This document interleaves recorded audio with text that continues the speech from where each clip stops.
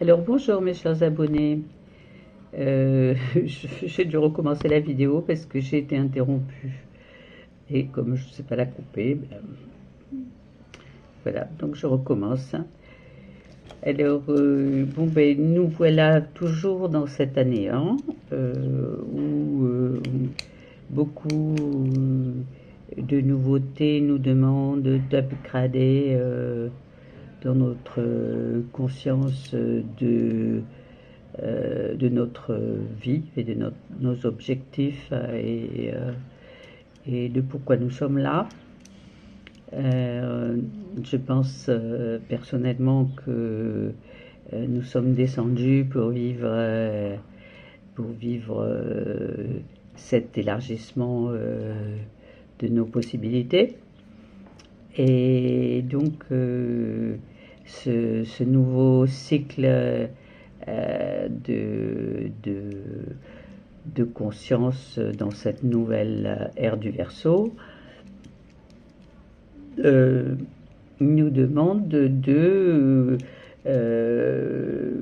prendre conscience de plus de possibilités d'expansion que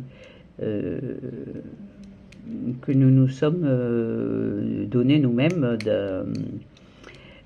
de vivre. Donc voilà que nous arrivons dans le mois 7. Pourquoi 7? Parce que nous sommes dans une année 1 et que c'est le 6e mois, donc 6 plus 1 égale 7. Ça c'est valable pour l'universel, hein, pour tout le monde. Qui fonctionne avec les mêmes dates, hein, puisque c'est pas partout que c'est comme ça. Donc le 7, en fait, c'est la sagesse, la méditation, la transcendance, l'étude, la prise de conscience et la foi aussi dans l'existence.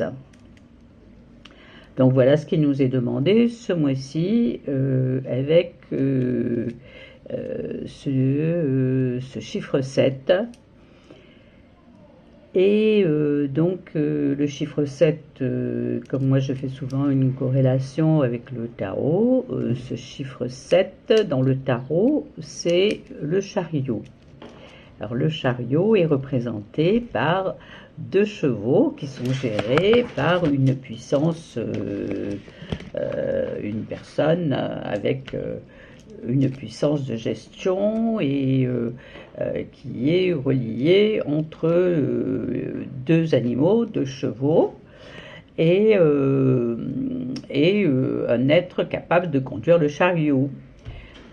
Donc comment cet être va conduire ce chariot? Avec beaucoup de maîtrise de ces 2 chevaux. Et c'est pas la voiture. Donc comment il va gérer cette qualité supérieure à la gestion en tant que décideur, il va faire en sorte que l'équilibre soit tout à fait centré entre le cheval de droite et le cheval de gauche. Et rester le maître, rester celui qui va décider en tout équilibre. Donc voilà ce que la vie nous propose avec ce 7, de rester dans l'équilibre de notre gestion avec cette sagesse et cette connaissance et ce savoir-faire et cette conscience de comment faire. Donc comment faire, c'est la transcendance du positif et du négatif. Et on est en période Gémeaux, donc ce comment faire va nous demander de savoir entendre tout ce qui va passer, de multiples expressions dans tous les domaines de l'existence. C'est-à-dire que nous allons entendre des choses politiques, nous allons entendre des choses sur des plans personnels. Le Gémeaux parle beaucoup, s'exprime énormément, pose énormément de choses, propose beaucoup de palabres et de créativité. Et nous allons pouvoir, comme cet être qui maîtrise son chariot, faire la part des choses et ne pas s'accrocher ni au côté je ne veux pas, ni au côté oh là là, c'est tout à fait ça que je veux. Être très au-dessus de toutes ces conduites à risque, en fait, hein, parce que si le chariot n'est pas équilibré, il va aller dans tous les sens. Et ça va manquer de maturité.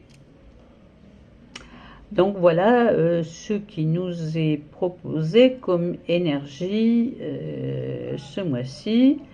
Et en plus de cette énergie qui nous est proposée là, nous avons aussi un changement de planète qui tendrait aussi à nous avoir fait travailler pour 7 ans sur qui je suis, et qui commencerait à nous faire travailler pour 7 ans sur qu'est-ce que je vaux pour moi-même et qu'est-ce que je vaux pour l'extérieur. Et ça, c'est plus concret et ça va plus aussi, en tout cas passer ce mois-ci, par la sagesse de ce que je vaux aussi dans mon corps, dans ce que je représente, dans ce que j'ai à gérer comme bien, comme argent.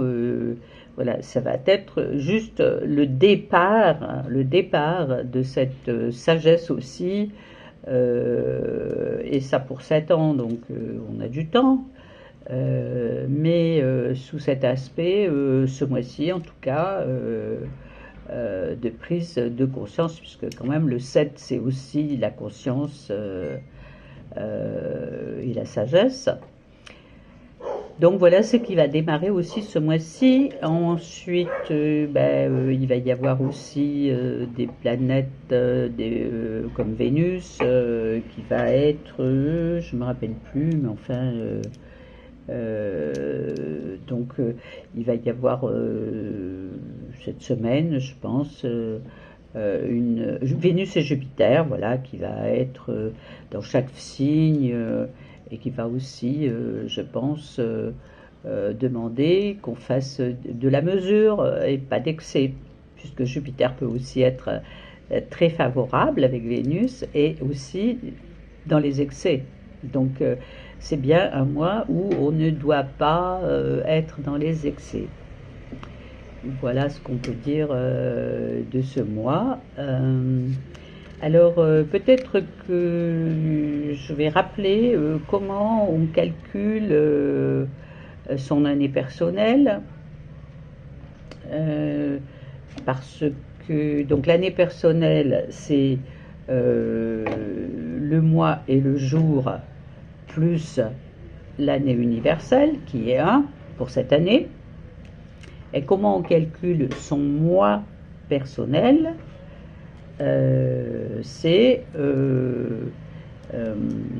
Alors le mois personnel c'est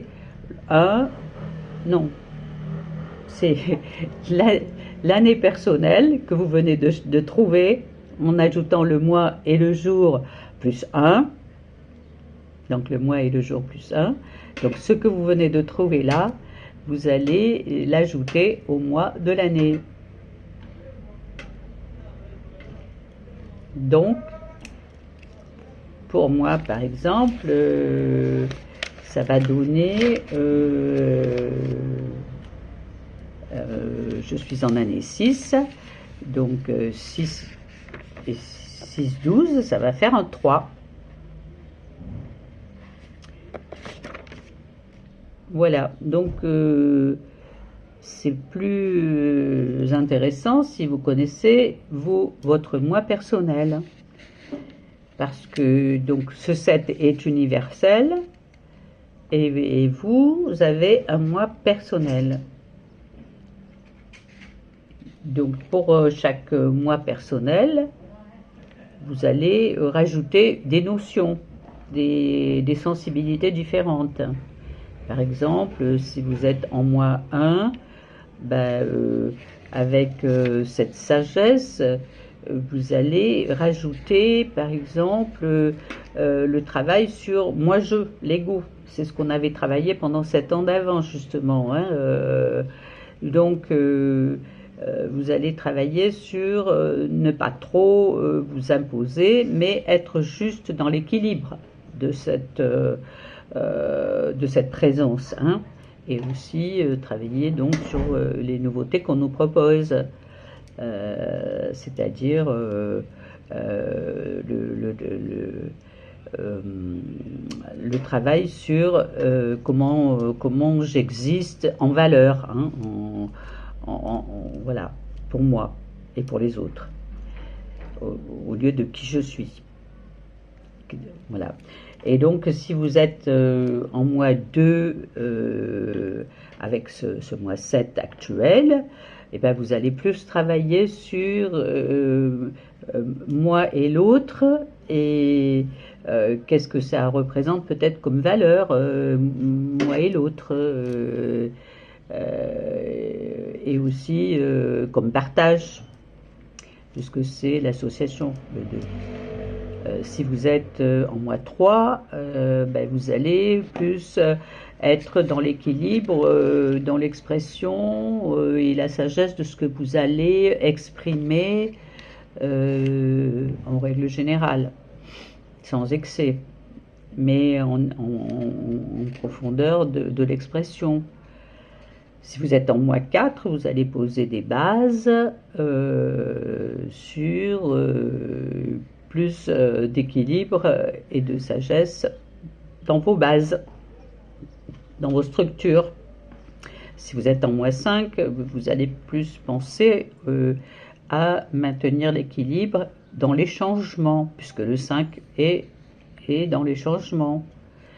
Si vous êtes en mois 6, vous allez plus travailler sur vos décisions, vos prises de position, vos choix, dans l'affectif, dans tous les domaines. Et si vous êtes en mois 7, ben ça va renforcer votre besoin de sagesse et de retrait, peut-être un petit peu aussi pour faire le point, pour décider par vous-même